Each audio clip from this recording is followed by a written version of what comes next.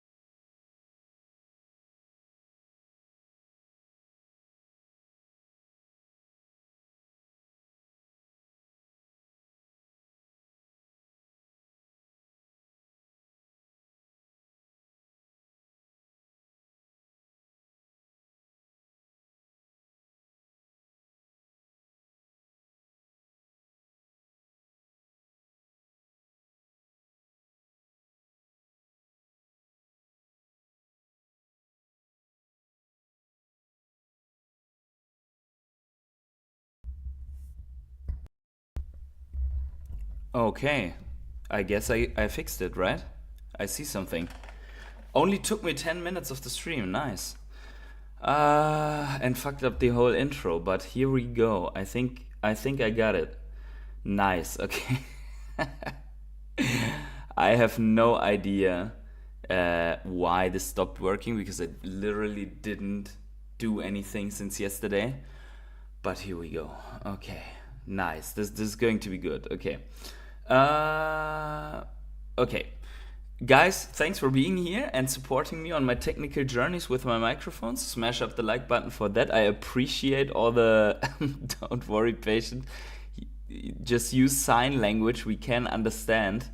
How do I explain in signs that what's up with the stagflation? I'm trying to remember that, or better not trying to do these signs. But anyways, appreciate you all being here. I mean, I see a lot of people. Philippe here, Pro Legendary, G Money, NFT Hero Andrew.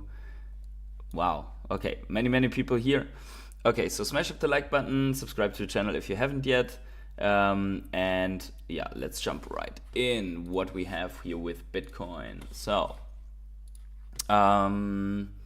Bitcoin had a nice close in the green, and then we are back just where we were before. So there's really nothing going on, to be honest. I mean, the price action is the same over the last 4 days. And again, we have for everyone that wasn't here in the last days, we have our bull flag. Yes, it's still in play. If it breaks to the downside, we have a target, 52k. If it breaks to the upside, which is more likely, to be honest, still 100k. And yeah, let's see. I think we're just having a big cool off here, and we somehow want to see a decision first. And some people expected that when this was going on, that today with the Hong Kong ETFs already starting to trade or already in the trade, we should have seen way more green. So there are some sell-offs coming in, and we want to talk about this, obviously. But first of all, let's look at the macro stuff that is going on, because this I found this to be interesting. So let me move myself a bit so that you can really see the important part of the chart, which is here. So according to analysts, this from Kobayashi letter, we are seeing basically an increase in articles that are mentioning stagflation. So the number of articles mentioning stagflation spikes to the highest level since June 2022. So apparently, last year when there was a high inflation, obviously everyone was talking about stagflation after the pandemic. But now we have again apparently a big spike in that, and the reason for that is the US GDP growth for Q1 came in at 1.6%, below the 3.4% growth rate in Q4 2023, so well below. And then also the PCE price index came in at 3.7%, so PCE inflation jumps for the second straight month. And then you have a nice combination of high inflation and or persistent inflation and higher inflation, and plus a weak economy already. So that's would be stagflation, and that would be the worst case scenario for the Fed. We've outlined yesterday why, so we are not going to go into the same stuff again, but certainly not good that we have a big spike here in inflation, stagflation talks. So again, the talk was the same in July 22, April 22. So we will see if there's something to it, because on the other hand, like, news talking about it doesn't mean it has to come true. News are also talking about World War III, and that doesn't mean that has to start, because I mean, with Russia, Ukraine, you already had that talk. It didn't start with that. There was this talk also when there was the proxy war in Syria, and now there is this talk again with Israel and Palestine. So just because news are talking about stagflation doesn't have to happen, but certainly the price index, like the inflation numbers, they are not looking so good. But let's talk about the really cool stuff here, and you don't have to read all of that. And that is the Hong Kong ETF. And here we see the Bloomberg panel, and we see the China AMC Ether ETF USD on the Bloomberg panel. So the ETFs have been or have started to trade. So I think it was an hour or two ago, and we are expecting more inflows, obviously, because ETF users are buying, and actually this market is not so small. So I mean, we see here Asia Pacific variant, and if we are looking, sorry for that, I had another one. Where's the other one? I had another one here. Yeah, there we go. So we have the number of cryptocurrency users in different regions. So if you're looking actually in the regions, you have almost no one in Oceania, which is absolutely normal. But then you have Asia and Africa, even before Europe, and then even before Southern Northern America in terms, so Asia is in front of all of them in terms of the numbers of users. Obviously, that doesn't correlate with the volume that you can get, because the purchasing power in North America and Europe is so much higher. But if you consider that, especially Hong Kong, the purchasing power is fine, right?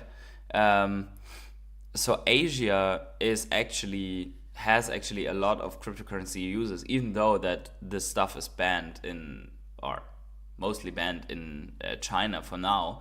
And if you would say, okay, Hong Kong was the first mover, and maybe we saw in a couple of streams ago, we talked about who would be the next ones to get ETFs. So we saw that there was South Korea and Japan already basically making moves towards spot ETFs, so we could see more ETFs. And apparently Asia, or at least Hong Kong, doesn't have any problem with spot Ethereum ETFs, and that would lead me to at least saying, okay, maybe this is the start of making Ethereum ETFs something normal, and maybe we will see them then also in Europe and North America. And I would say the chances for us to get a spot Ethereum ETF in May are not mega high, but certainly there is a chance. We discussed this also in another stream. So if you're here regularly, you know what I'm talking about. But maybe let's look at the cause and effect a little bit of this red price action that we have. So if we're looking once again at Bitcoin, we see that only in the last couple of days, we have actually lost 6% in price to where we are right now. We have even had a bigger sell-off there of another 2.5%. What is this? Of another 2.5%.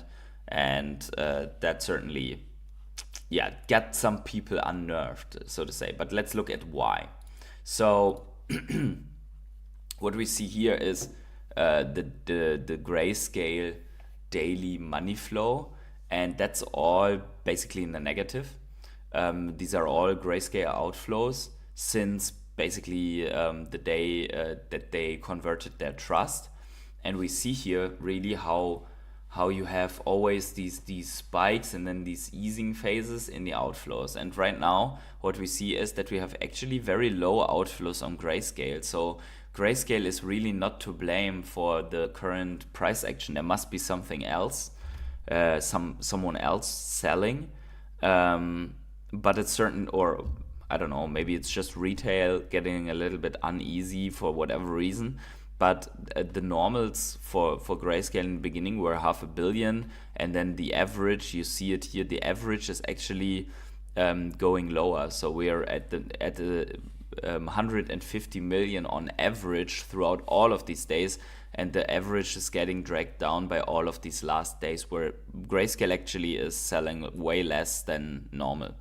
So here we have 24 million only, and that is nothing. 24 million. I don't know what that is exactly in BTC, but it's definitely under the daily Bitcoin production, or at least should be under the daily production, so it should be easy for the other ETFs to scoop that up. So, and then also we see here another confirmation for the red phase that we have from CoinShares, weekly crypto asset flows, and we see that whoopsies, there we go. We see that we have actually a record outflow. So that is 3 consecutive weeks of outflows for the first time ever. Interesting. I don't think I wonder if it's really for the first time ever, because in the bear market we should have seen permanent outflows. Maybe this is only the 24 numbers. I'm not sure if they really have researched this throughout the entire time of Bitcoin. But over the last 3 weeks, total crypto fund outflows were 767 million. And then last week alone, 435 million. But if we look at Grayscale, Grayscale is actually not the one that is selling here this time. So, the majority of the outflows were recorded in Bitcoin, which saw 423 million of fund withdrawals. And Bitcoin is down overall 12% in April, but still 48% up on the year. So these outflows are just a small bump in the road, I would say, on the broader development of this bull market. And this can go on for a longer time. I mean, this consolidation here, this might look like a bull flag, but this is not guaranteed. We could also see a very long consolidation, which we also saw. Let's look a little bit in the weekly, and then we're going to look at the monthly as well. Just have to refresh. As always. Exactly. So let's do this. Okay, weekly. Oh, come on. Okay. Weekly, and yeah. So here also we kind of saw a very prolonged sell-off, right? This was before the halving, and this was also prolonged sell-off into pandemic. Okay, but I mean, if we were to realign with the cycle, we could expect some more days and weeks in the red. Also because just here at the halving, we're actually having a weekly TSI cross. So don't worry, this is not a cross on the monthly TSI. And we are basically cooling off from a weekly overbought RSI. So this could lead to a longer phase. I mean, if you look, and don't worry about these separate indicators, they only form a picture together, right? But you see that sometimes we have corrections in the bull run, like here, and every time we come from a high RSI and we drop to an RSI way in the 50s here, and these are only small bumps in a mega parabolic run. So this could be the same scenario here, that we this time will. I'm always saying, like, you guys that are always here, do you remember that I'm saying that we are mimicking the 2016-17 cycle? We could see several times spikes into the 80 something region on the weekly RSI and come back down on this journey. So we saw one spike here, and then we have another one, and we're coming back down. The TSI cross that we're seeing here is also usually correlated with a prolonged phase of downwards action. So for example, you see here, this was still, like, this was at the top. You see a weekly cross, and then you have a month-long downwards price action. So actually, this could be a sign that this is in front of us, and that we are actually maybe correcting downwards. But even these indicators, they are lagging, and if you just have a sudden good event and you have a spike up, I mean the week is slightly green right now, then you could see something that is also happening in the 2017 cycle, that the TSI is not really indicating anything anymore after the halving, which you see here, and it's just bouncing back and forth. It's a bear cross, bull cross, bear cross, bull cross, bear cross, bull cross, all the way up, right? So the weekly TSI is not sufficient for us to derive anything, which is why we are usually looking at the monthly. And for the monthly, there's also something good or interesting to talk about. Today is the last day of the month, and let me show you something that is really cool, and that is making us hopefully a little bit more bullish on our price action. And that is, look at this. So we see our first peak, second peak, and then we have our current sell-off, right? So this sell-off is in 17 hours and 40 minutes going to close somewhere around this level, this price level. And this sell-off is a perfect retest on top of this price action from before, like where the candle closes are. I mean, you see even the dotted line, right? This is just basically a monthly retest on top of previous all-time high candle body closes. Nothing more. So what would you expect? You have a retest on that area, and then boom, off we go, right? So let's see, did we do this the last time? We have a candle body here. Maybe we did it. Maybe in the last time we did do this in a weekly. We can look at that. Maybe we did it in a weekly. Yeah, I think so. I'm not sure. Yeah, we had some reddish price action at the level, but we didn't do this. Actually, we did with this candle here, with this small red candle. We did on the weekly though. This we shot down and then closed on top of this high. But this time it's even more evident, and I think if we confirm in 17 hours and 40 minutes, this retest on top of high, then this would be also a message for the traders that, yeah, we're good to go. So let's quickly look at this as well. So there's one thing that I found interesting. Actually, let's get rid of the lines once again. So obviously, I am also watching other YouTubers. Otherwise, I wouldn't know what others are talking about, and not to copy them. But I think there was something interesting. So yesterday I watched a video of Crypto. I don't know if you know the guy. I think he's a fellow German, to be honest. And he has like a huge following. So he talked about all-time highs and what this means for the cycle.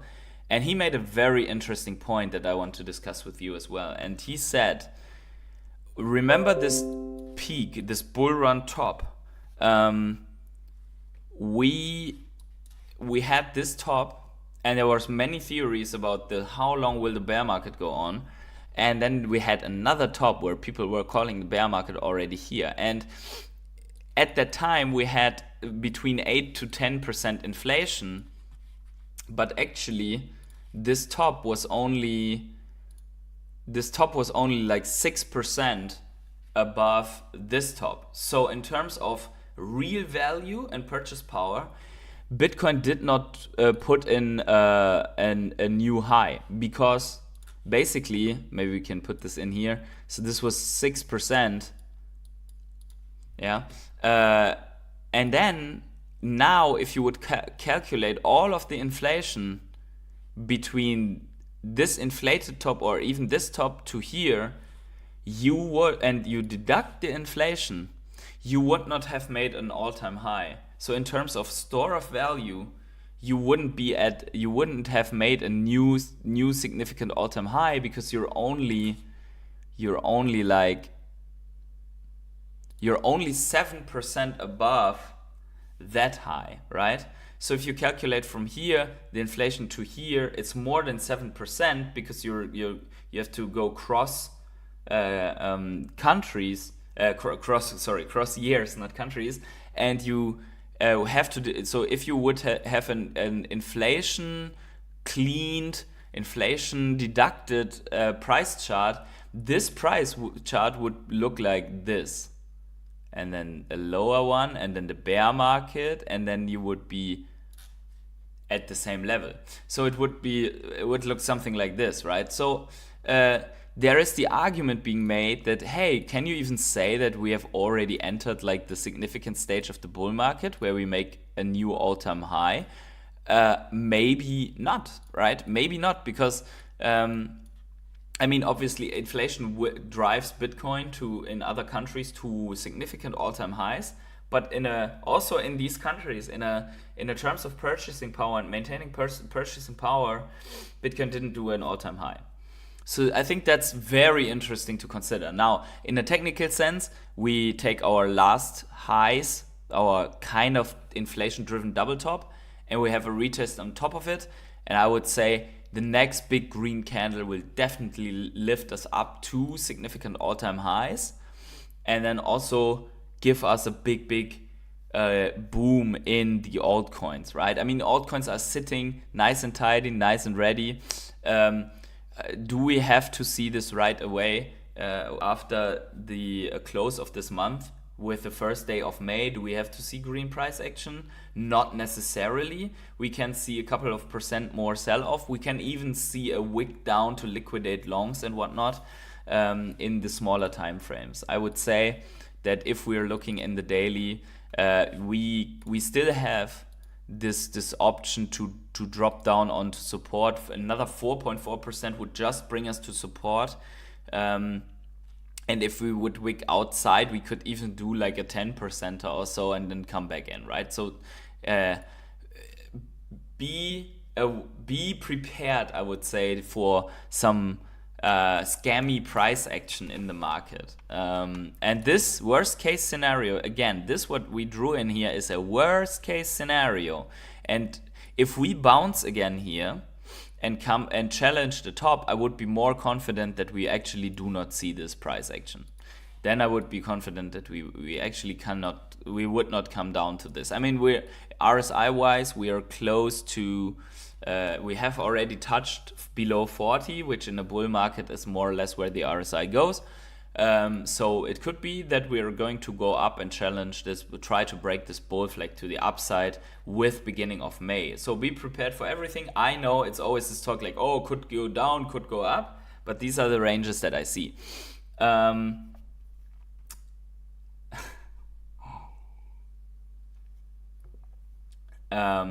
Why?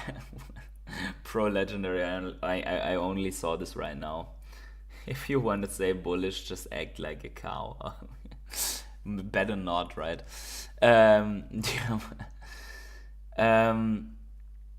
Okay, good.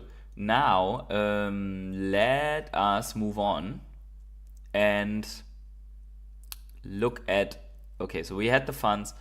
Again, for the outflows, just as a nominal thing, the outflows are actually not too shabby, right? We had some GBTC outflows, higher ones before that were certainly causing the dip. But here you see again, here we have the GBTC with the 24 million. That was also in the other chart. And actually we see a little bit outflow Fidelity, a little bit outflow ARK Invest. And actually, I don't know if BlackRock just didn't report. So here was definitely the weekend. Yesterday was Monday, so that was probably not reported. So maybe even the net outflow is lower than that, or I don't know if there's any reason why IBIT did not trade. But anyways, we see that some other, actually cool that some of the smaller ones have some inflows of a couple of million. So we see BR and EasyBC. Yeah, we will see, but I think that we will see more price action on these in a positive manner once Bitcoin consolidated here, and they will contribute to the pump once again. Let's see how, I hope that these guys that are putting out this content, like Crypto Bro here, for example, I recommend following Crypto Bro on Twitter for these daily updates. I hope that they also do this for the spot ETFs in Hong Kong, but I think it will be more difficult for them to get the news there. And then that we had. So here's another one. It's a little bit more clean, but here's also the retest. I pulled this up here because this is way more clean than my chart. But here we see it also. It would be on top of this inflated high once again. And then the long-term hodler NUPIL index shows us that we are getting ready for blue price action. So this is the euphoria and greed phase where we are not in yet. So you see here in red in the price action is the capitulation phase, which we have here in our bear market bottoms. And then also we have a hope mixed with fear phase. Optimism and then anxiety is the yellow one. And then we have a belief phase, and on the lower end, it's the denial phase. If we flip green again, then we're already basically in the bear market denial phase. So, and that also, by the way, supports the theory that the real top was this here early on and not this, right? Even though that nominal prices were higher there. But we see here we have this greed phase. So it can take some time to rest and create momentum, but it's definitely coming with all macro events lining up perfectly. So we are expecting to see a blue phase starting in this index for the long-term hodler NUPL. And then I have this since a longer time, and my rare hodlers in the group, they know this already because I posted it in the group a couple of days ago. But I just wanted to show you how important this is. So we actually see here the African Bitcoin ecosystem, and that Africa is actually pretty big in Bitcoin, and that there are more and more people adopting Bitcoin. So 70% of all Bitcoin transactions of less than $1,000 either started or ended in Africa, which is interesting, right? I mean, this is an analysis apparently across the transactions, so wallet-based transactions, and we also see here associations, I think exchanges and so on. So we have Bitcoin Mastermind in Benin, Bitcoin Mountain, Cameroon, and whatnot, right? So this is pretty cool to see, and yeah, interesting would be to see the amounts per country, which would be the strongest countries here, and also the average transaction amount, because it would be interesting to see if, for example, hey, in Zimbabwe, people, which is a fairly poor country, if I am educated right here, please feel free to correct me, or Sudan, which is also relatively poor, and they are both marked here as Bitcoin countries. If there are like small stackers, or how they are dealing with Bitcoin, if they are using that more as a currency because their currency is wrecked, or if they are using it as a store of value, and that they are like, oh, let's say you earned a couple of dollars on the day, and you're like saving $1 into Bitcoin or whatnot, right? So that would be interesting to know if this is actually the case, or if you have more like a middle class thing where you say a couple of $100 are invested in Bitcoin. I don't know. So unfortunately, this does not appear here. Okay, let's, because of the time, maybe one look at the Bitcoin rainbow chart just to refresh our minds where we really are, and also to highlight one more thing here. So let me refresh this, and so the Bitcoin rainbow chart basically has upward sloping bands that have held true for the last bull runs. And also here, once again, you remember this pre-pandemic prolonged sell-off, but pre-halving sell-off, right? This actually did top out first in the yellow band, like we did right now, and also, by the way, pre-halving, and then it came down for a long time into the accumulation phase, basically, of Bitcoin. And I'm not saying that this can't happen. I would just argue that we are very late for this to happen. I would have expected this actually earlier, because here you see we have a bear market trough, we come up, we consolidate, and then we have the halving and go. Now we have rallied into the halving. Could we see a prolonged consolidation side? Because even if we move sideways at the same price, we would go in deeper into the still cheap phase. And by the way, we are back in the still cheap phase with this price action right now, which is interesting, right? And if you look, the still cheap phase, it's coming up to it will have an upper band at 80,000 soon. At the end of this year, it will have 83,000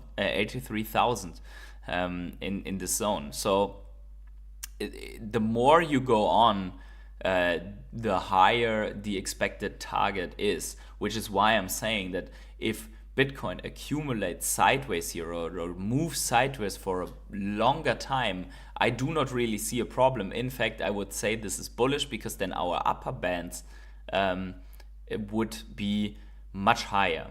So once again, as a reminder, if we would say Bitcoin tops out, let's say Bitcoin is early and tops out in December, 22nd of December, right here, then our absolute maximum upper band, which only has been reached one time, would be at 330,000.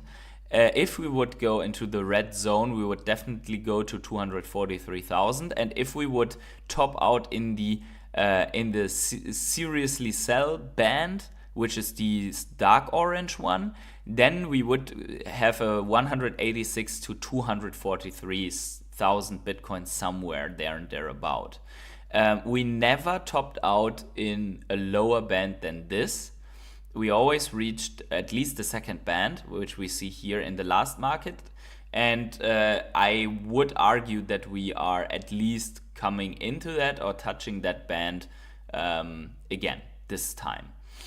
Also, maybe even inflation driven, who knows? But we are, the longer this takes, and this is here the argument for sideways accumulation, the longer this takes, the higher these bands go. So you see here already, if we would top out only in early 25, we would be above 200,000 in that second band already. I think an early top out would correlate with our price target of 135,000, and maybe that's too low according to this chart.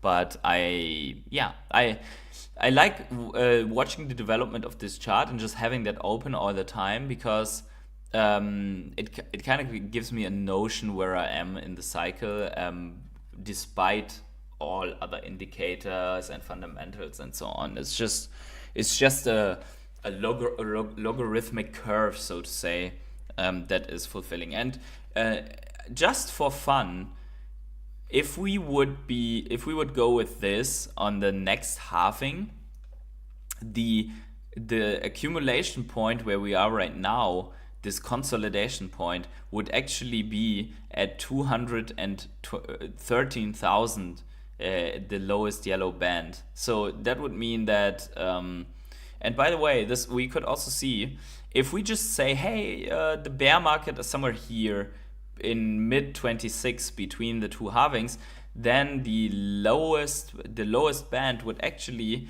be at starting at 58,000 and go down to 45,000. So, and you see in this last bear market we did not really reach it. So there could be an argument where you'd say the next bear market could go as low as this in 26. And then the second lowest band would be between 58 and 79,000. So what does that mean for me?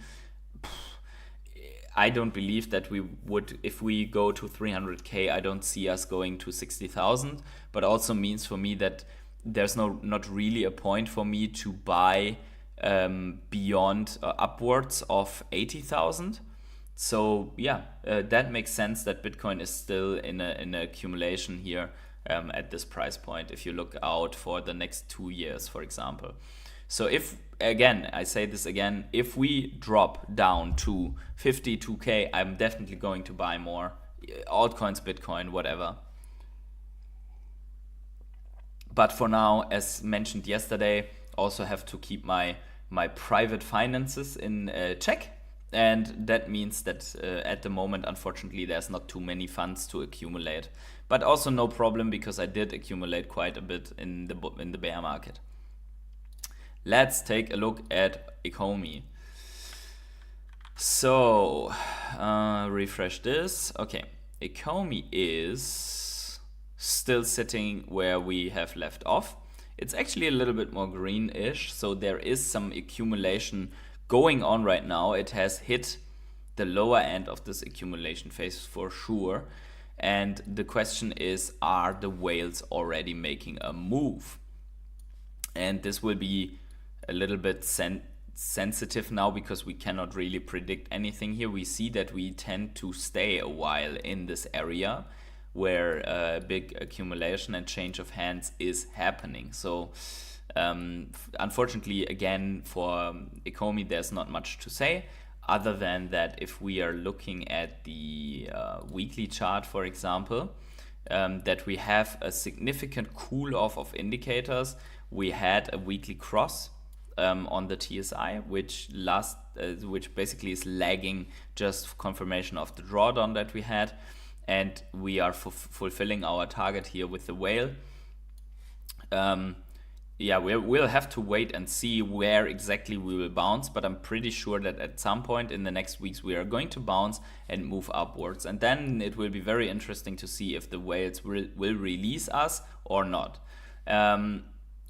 Overall, I would say let's go out of the logarithmic, then you see how flat this curve really is.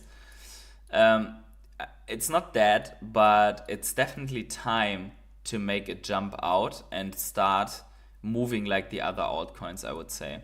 Because otherwise I would be really worried that the whales have just completely locked the Ecomi price action here.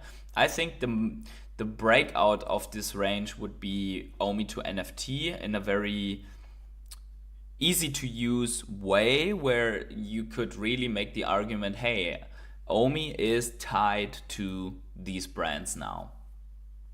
And we will see if a third party can provide that for us, right? I mean, that's not a given.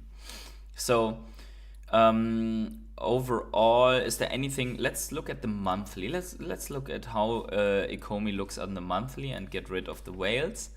Yeah, so here we basically see what's really going on, and if you look in the non-logarithmic way how the monthly looks, you see that technically, had you bought in April 23 or in April 24, it doesn't matter. We're at the same price. The only people that benefited from that is the whales, right? But what we definitely see is a big increase of volume on the months in the last 4 months. So, and then also, interesting, I don't know if it tells us much, but look at the RSI. It's just, since the inception of the RSI, which is here, it's basically in the mega oversold territory. So all in all, what you want to see definitely is somewhat of a rounding bottom throughout this. Yeah, and definitely that this rounding bottom gets it's something like a cup and this mini handle and then a breakout to the upside in the alt season. That is what you want to see, but for the alt season you also want to see break above and come up, right? And this looks like, oh yeah, this could happen soon, but if I just draw this, look at where I am. I'm in January, like this, I'm January 25. So we really need this to happen soon. Yeah, soon. Okay, that for Ecomi, and now let's get to Veve. So a couple of things here for Veve. First of all, there are a shitload of new comics coming out on the Marvel comic side, Star Wars comics, and we're going to look at them in a second. We have music drop coming up again for the jukebox, and we are having an Assassin's Creed drop coming up on Sunday. So as shown yesterday, we have Assassin's Creed, and let's maybe 1 second, that is coming in a second. So let's open Veve. I don't know why I didn't open Veve here, but let's open Veve and just look at what are the last announcements.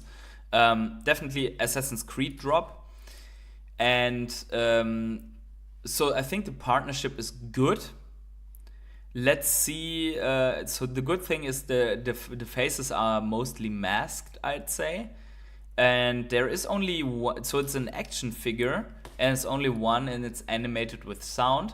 But I would say it has this pedestal, so all that speculation with gamification, I'd say you can forget that for this drop at least. And they have a price point of 50 and 2,000 editions. And this reminds me of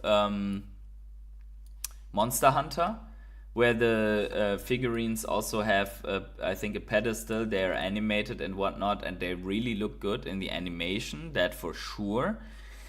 However, there was no use case, no integration with Monster Hunter, and all of the Monster Hunter figurines are trading below drop. So you would be better off to buy them now than on drop even for the secret rare. Now, this one here is only one. It's only an ultra rare, and there will certainly be some people that are going to mint this stuff, as always. If they sell out 500 of these, I think at 50, that's pretty good already. I don't think that this drop will sell out.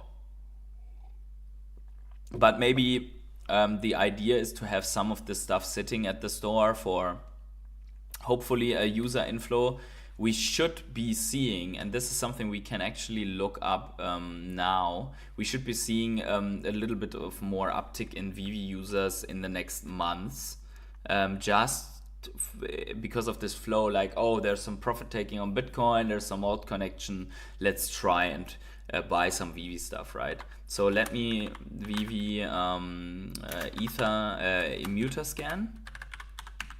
So let's just go for that one.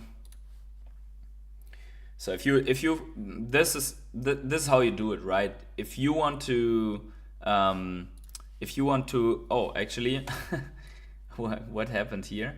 I think that was the airdrop though. That is the airdrop though. So look at this. So we have so you have unique owners going from 656,600 to 658,800. So 2,200 more users as a spike. That doesn't mean that we have had a super interesting drop and everyone made an account and bought something. That means that there were people that had Ecomi in their wallet but no collectible whatsoever. And these people, maybe these are flippers with Ecomi inside. I don't know why that would be the case, or if that maybe these are people that moved OMI to the wallet and did not withdraw it all, and they got an Ecomi logo, because actually and probably you it's like the common logo. You don't have to have much Ecomi. You could have just a rest of Ecomi sitting there and you would get the logo. So that is the reason why this is coming up. And what we are seeing now here is basically an increase of 10 to 20. Yeah, actually over the days there is somewhat an increase of, what is that now, from here to there it's only 70 new users, round about 68 to be honest, across this. But there will be also a consolidation of wallets. So for example, if some of these wallets, they just sell this logo in the market and get some gems, then you will go back one wallet, because it only counts wallet that has at least one collectible. So yeah, definitely there would be the possibility that flippers are taking advantage of what they got here. So that for the Veve users. Oh shit. Okay. My frame got unframed. Okay. Frame it. Okay. That for the Veve users. And okay, what else? So here, collectible prices. So obviously no one's happy with the collectible prices, but I think Sergio put out a very good post here. So about doesn't blame eBay. So I mean, it's a little bit polemic, because there are two parts of the story, right? But let's get into this. So let's read first what he says. This guy doesn't blame eBay for the downturn in the market, so why people blame Veve for falling prices? We need to do better and accept responsibility for our own decisions. So last part I completely support. We are always responsible for our decisions, and we're always I mean, some people are taking the decision right now to sell off their Veve stuff and to get out of Veve. Some people did that months ago, and there are some people that decide, no, I'm going to buy some more, or I'm buying a new user coming in that buys something. Overall, what we see here is, maybe let's make this a little bit bigger. So this guy bought some comics and he made a video about this, how he lost 100,000. And he bought this in the hype of 2021. So there is a bear market in the physicals going on as well. He bought at 46k and now it's worth 14k. And he bought this at 33k and now it's worth 16k. And this one at 14, now it's worth 5, and so on. So here you have an average, like this one is really brutal because it's 67% off. But I mean, this is Some VV comics, if you bought them at the top, they are down way more. But overall, that's kind of what we experienced in the VV market as well. And even if you would look at the secret rares, the secret rares are of the ones that came out in the bear market, like Journey into Mystery. They are actually still pretty fine. So you see that the physical and the digital space, they kind of suffer the same thing. Now, there is a factor that comes in at the digital, where I would say that Sergio's comparison with eBay is not 100% just or justified. And this is like, so let's read again. This guy doesn't blame eBay for the downturn in the market. So why do people blame Veve for falling prices? And that is, eBay has payment options, and you have a peer-to-peer transfer for the money, and eBay capitalizes on it with fees. So eBay does not have a money liquidity in the system that is locked by a specific cash-in option. So I would say that the main difference is that first of all, Veve does drops where money goes in and money goes directly to them. So that would be like an eBay instant buy store. And then you have the secondary market that is exactly like eBay, only that there is a gem ecosystem which eBay doesn't have. So if you always deduct fees in the transactions and only the same gems are always transacted, then you will have a spiral down in the overall gems that are available, which leads to a spiral down in prices, which leads to lower prices in the market, which leads to less drops that you sell because flippers cannot capitalize on the secondary market and so on. And then you have cash out where people are moving out. Now, I think the market will come back on the moment that you give more options of cash coming into the app. So for example, you do kind of an on-ramp for crypto, like that you can cash in directly from crypto, and that you have a transfer provider that is helping you to convert this crypto into the stuff that you need on the app. And then on the other side, you need to have some little bit lower cash out fee maybe, so that people are not like, oh, if I move big funds in, I immediately have to calculate a minus 10% on my potential invest. So I'm not going to do that. Maybe there needs to be a little bit like an adjustment, at least bring that slightly below 10%, because I'd say even a 9% fee doesn't sound as bad as 10%. So maybe they need to deal with the psychological aspect of the fees, right? So you know how this works. Like $9.95 sounds better than $10, right? So you would be more inclined. So maybe that also works with a fee. Let's see Blaze, what Blaze said. GM, it's insane. Veve hasn't updated the app layout in 2.5 years. No attempt to make things more fun and attractive to new people. I think there is a big upgrade in the making. I remember at Crypto XR, I think Dan talked about this at Crypto XR, and also here and there we already heard about this, that there is a makeover of the entire Veve app. I don't know, probably this is still in the making. And then Blaze says, need a small game or something. Wonder if Amazon will go ahead with their digital marketplace when the market heats up. I think the problem with this is that if legacy companies are dipping their toes into that, they are missing a couple of important factors. So many companies fail in this market, I think, because they don't have this collector / really deep knowledge in the industry. So David Yu has a very deep knowledge in the industry for specifically for collectibles, for brand licensing, and so on. So I think that's already where a couple of companies fail. And then the other part is that it's not their main focus. So Veve has their main focus on this. So I don't know if Amazon can really pull something good off,